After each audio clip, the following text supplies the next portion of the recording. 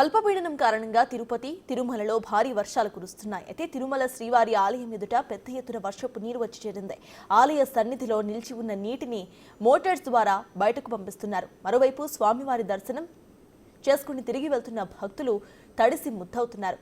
ఇక మరో 24 గంటల పాటు వర్షం కురిసే అవకాశం ఉందని వాతావరణ శాఖ నిపుణులు చెబుతున్నారు.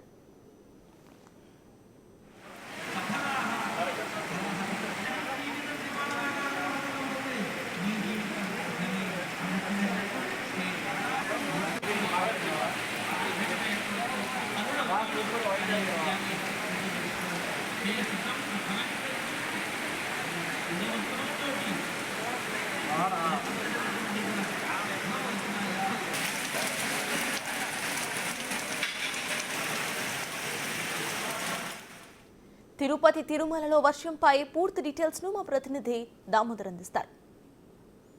బంగాళాఖాతంలో ఏర్పడిన అల్పపీడనం ప్రభావం ఫలితంగా ఏదైతే ఉమ్మడి చిత్తూరు జిల్లా వ్యాప్తంగా వర్షాలు కురుస్తున్నాయి. ముఖ్యంగా ఏదైతే తిరుపతి జిల్లాలో దీని పరిస్థితి ఎక్కువగా కనిపిస్తుంది. మనం ప్రస్తుతం తిరుపతిలో ఉన్నాం. తెల్లవారుజామున ఏదైతే 2 గంటల నుంచి వర్షం జోరుగా కురుస్తుంది. దీంతో ఇప్పటికే పాఠశాలలకు సెలవులు ప్రకటించిన పరిస్థితి. దీంతోపాటు ఉమ్మడి చిత్తూరు జిల్లా వ్యాప్తంగా సెలవులు ప్రకటించిన నేపథ్యం. మరోవైపు ఈ వర్షం వల్ల తిరుమలలో భక్తులు కూడా తీవ్రంగా ఇబ్బందులు పడుతున్న పరిస్థితి. రాత్రి నుంచి వర్షాలు వస్తుండడంతో భక్తులు అనేక ఇబ్బందులకు గురవుతున్నారు. ముఖ్యంగా స్వామివారి దర్శనానికి పూర్తయిన తర్వాత తిరిగి వసతి గృహాలకు వెళ్ళడానికి అనేక ఇబ్బందులు ఎదుర్కొంటున్నారు. మరోవైపు ఏదైతే ఆలయం లోపల చేరుకున్న నీటిని మోటార్ల ద్వారా బయటికి పంపిస్తున్నారు.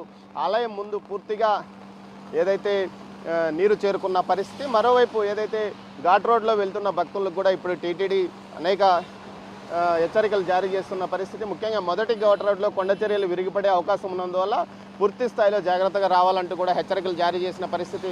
ముఖ్యంగా గత వారం రోజులు 2వ తేదీ ముందు ఏర్పడిన తుఫాను ఫలితంగా అనేక ఇబ్బందులు భక్తులు ఎదుర్కొన్నారు. ఇది మరోసారి రావడంతో భక్తులకు ఇబ్బందిగా మారిన పరిస్థితి. ముఖ్యంగా తిరుమలలో కురుస్తున్న భారీ వర్షాలతో ఏదైతే తిరుపతిలోకి వచ్చే మాల్వాడి గుండం కానీ అదేవిధంగా కపిలతీర్థం జలపాతం ఉధృతంగా ప్రవహిస్తున్న పరిస్థితి. దీంతో ఏదైతే ఆ నీరు వచ్చే ప్రాంతాల్లో పూర్తిగా భక్తులను ఏదైతే తిరుపతి వాసులను అలర్ట్ చేశారో దీంతోపాటు లోతట్టు ప్రాంతాల్లో నీరు చేరుకునే పరిస్థితి ఉన్నందువల్ల పూర్తిగా అటు కంట్రోల్ రూమ్లు ఏర్పాటు చేశారు. ఎప్పటికప్పుడు చర్యలు తీసుకోవడానికి మున్సిపాలిటీ ఇంజనీరింగ్ సిబ్బందితో పాటు అటు ఏదైతే పారిశుద్ధ్య కార్మికులను కూడా అలర్ట్ చేసిన పరిస్థితి. మరి ఇక జిల్లా వ్యాప్తంగా తీసుకుంటే ఏదైతే ఇటు నాయుడుపేట, అదేవిధంగా గూడూరు, వెంకటగిరి, సుల్లూరుపేట, సత్యవేడు, శ్రీకాళహస్తి నియోజకవర్గాల్లో భారీ ఎత్తున వర్షాలు కురుస్తున్నాయి. ముఖ్యంగా సముద్ర తీర ప్రాంతానికి దగ్గరగా ఉన్న సత్యవేడు నియోజకవర్గంలోని వరదాయపాలెం మండలంలో రాత్రి నుంచి భారీ ఎత్తున వర్షాలు కురుస్తుండటంతో లోతట్టు ప్రాంతాలు జలమయమైనాయి. దీంతో కొంతమందిని పునరావాస కేంద్రాలకు తరలిస్తున్నారు.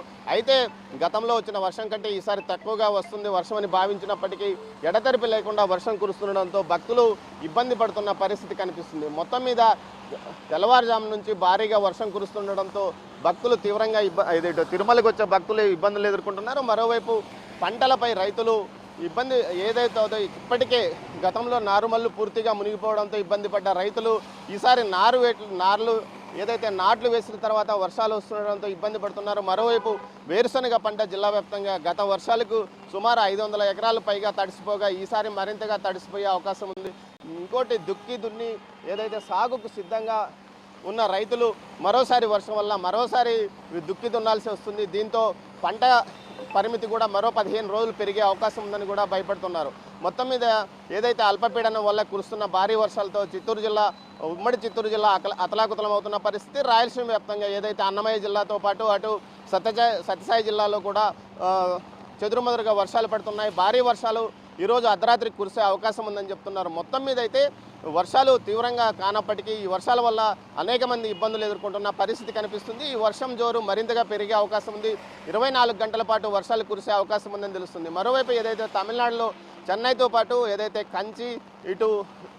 కంచి జిల్లాల్లో కూడా పెద్ద ఎత్తున వర్షాలు కురుస్తుండడంతో అక్కడ కూడా జనజీవనం స్తంభించిపోయింది. ముఖ్యంగా ఏదైతే ఫ్లైఓవర్ల కింద పెద్ద ఎత్తున నీరు చేరుకోవడంతో అండర్ బ్రిడ్జిల కింద పయనించడాన్ని కూడా పూర్తిగా నిషేధించిన పరిస్థితి. మరోవైపు ఇదే పరిస్థితి మరో 1-2 గంటలు కొనసాగితే చెన్నై విమానాశ్రయంలో రాకపోకలు కూడా ఆగిపోయే పరిస్థితి ఉందంటున్నారు. ఇది ఇక్కడి తాజా పరిస్థితి. కెమెరా పర్సన్ పురుషోత్తంతో దామోదర్, తిరుపతి నుంచి.